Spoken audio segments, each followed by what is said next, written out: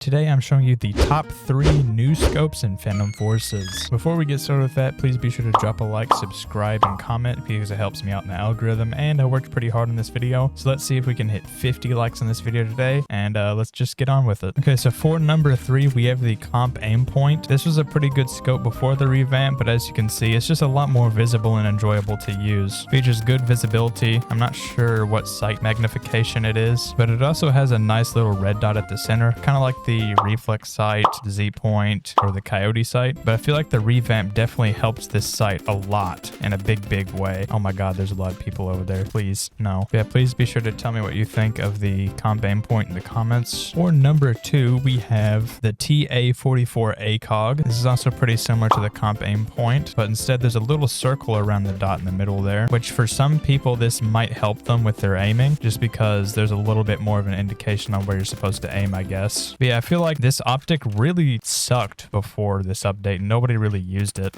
but I feel like now it's actually a pretty viable optic for most guns, especially like lower recoil assault rifles and DMRs and like mid-range weapons. Yeah, I can easily see this being used instead of like a reflex sight or whatever, but the reticle might not be everyone's favorite, which is why I put it at number 2 and not number 1. I personally like it a lot, but everyone has different preferences when it comes to optics. Before we get to number 1, I'd just like to remind you again to drop a like and subscribe. It helps me out a lot, and yeah, let's just get to it. For number 1, I've mentioned this before, but it is the PKA. The only real downside I have with the PKA is that it has this little blue tint, kind of like the reflex sight does, but as you can see, it is a very visible sight. It also has a higher magnification, so it's more medium range based than the other two. But yeah, let me know what you think of these 3 picks, and subscribe.